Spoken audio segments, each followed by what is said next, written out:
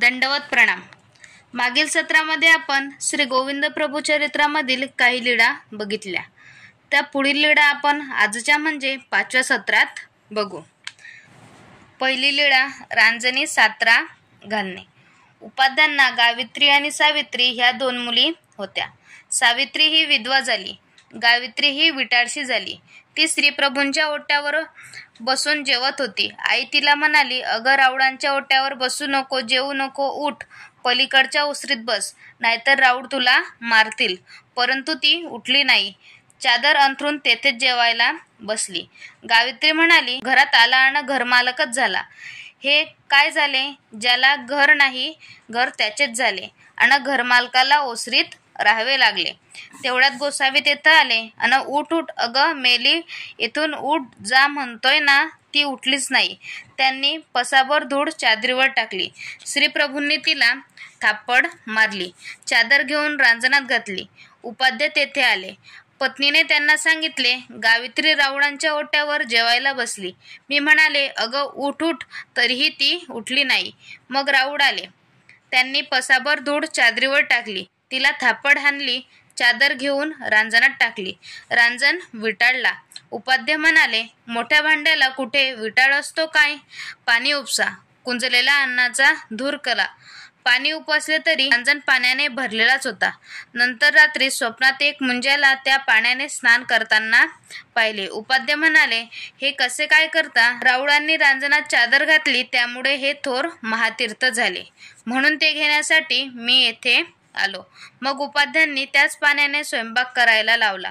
असा श्रीप्रभूंनी त्यांचा विकल्प दोष दूर केला। त्यांच्याबद्दल श्रीप्रभूंना फार कणाव होती। काढाकाढी करणे। एके दिवशी श्रीप्रभू गोसावी नगरात खेळत होते। ते धावत धावत आले, तिकोपाध्यांच्या घरात शिरले। उपाध्यांच्या घरातील सामान बाहेर काढू लागले। ते म्हणू लागले, राऊळांनी काय सूचिक पाहिले ते कळाले नाही। पाट पोटाशी धरला, तो बाहेर ठेवला। माचडी म्हणजे लहान बाज पोटाशी धरली, ती बाहेर ठेवली। चौरंग आणला, तोही बाहेर ठेवला। ताट आंब्या घेऊन बाहेर आले, तेवढ्यात आग लागली, त्यामुळे सर्व गाव जळाले। गोसावी यांनी जे बाहेर काढले होते ते वाचले। घरच्या लोकांना आश्चर्य वाटले। तिको उपाध्ये म्हणाले, राऊळांनी सूचिक पाहिले ते झाले। लीळा चांगबोला म्हणून गावा अग्निवातू सुसणे। श्रीप्रभू नगरात खेळत। एखाद्या गल्लीत ज्या घरी आग लागणार असे, त्या घरापासून सगळ्यात आडीत चांगबोला चांगबोला अशी आरोळी देत, आणि गोसावी चांगबोला म्हणून त्या घरातील सामानाची काढाकाढ करीत। गोसावी अरे मेल्यांनो, आग लागणार की, असे म्हणत, तर त्याच आडीतील त्याच घराला आग लागे, त्यामुळे गावचा काही भाग जळे। लोकांना आश्चर्य वाटे। मग लोक एकमेकांना म्हणत, राऊळो चांगबोला म्हणतात, तर नक्कीच आग लागणार, असे म्हणून घरातील सामानाची काढाकाढ करीत। त्यांचे नुकसान होत नसे, असे लोकांना श्रीप्रभूंची सूचिके कळत। चौथी लीळा अग्निनिमित्ते उंचमडी अवस्थान। श्रीप्रभू गोसावी तिकोपाध्यांच्या आवारात राहत होते। एक दिवस गावात आग लागली, त्यामुळे सगळे गाव जळाले। तिकोपाध्यांचेही घर जळाले। मग गोसावी चांगबोला चांगबोला असे म्हणून भक्तजनांसह उंचमडात आले, तेथे अवस्थान झाले। आवारात 3 मड होते। पूर्वाभिमुख राजमठ, उत्तराभिमुख त्रिपुरुषामठ, पूर्वाभिमुख उंचमड।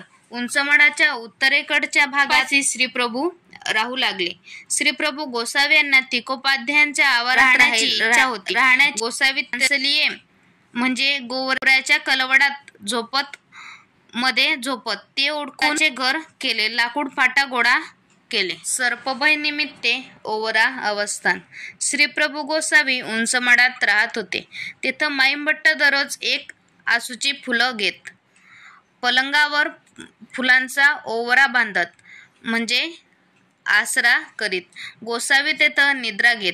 एके दिवशी गोसावी तेथे झोपलेले होते, तर फुलांच्या वासामुळे सर्प त्या ओवरात आला। त्याला पाहून गोसावी यांनी घाबरल्यासारखे केले, पलंगावरून उठले आणि म्हणाले, ओ मेला, जा, साप आला, दंश करील, येथून जावे म्हणतोय, न जावे म्हणतोय, जावेच वाटते, असे म्हणून बाहेर आले। मग भट्टांनी माईंभट्टांनी त्रिपुरुषाच्या मठाच्या पश्चिमेकडील सपाट जागेवर ताटीचा ओवरा केला। त्याला आतून बाहेरून कापडा लावला. सिववा म्हणजे त्रिपुरुषाच्या मठाच्या पश्चिमेकडच्या भागात कोपऱ्यात एक पडाळ होती. भट्टांनी तेथं पलंग ठेवला. तेथं श्री प्रभू गोसावी राहू लागले. घोड्यावरी आरोहण. एके दिवशी चौकाजवळ चौथऱ्यावर 2 हात लांब रुंदीचा चौकोनी चिरा होता. गोसावी त्यावर पाय लोंबत ठेवून आरोहण केले. पायाच्या टाचेवर टाच लावली आणि म्हणू लागले, अरे मेल्या, चालत नाही, चाल म्हणतोय ना, चालतच नाही, असा अनुकार करून स्वतःशीच बोलत श्री प्रभू गोसावी घोड्यावर आरूढ झाले. मग म्हणाले, ओ मेला, चल चल ना, असे म्हणून शिंपटीने हाणले. तर महाजन म्हणाले, तुम्ही चालवणार नाही ते चालणारच नाही, तुमच्याकडून चालणार नाही असे काही आहे का? आणि गोसावी लागले आणि घोड्यावरून उतरले. मग गोसावी तेथूनच गेले. दंडवत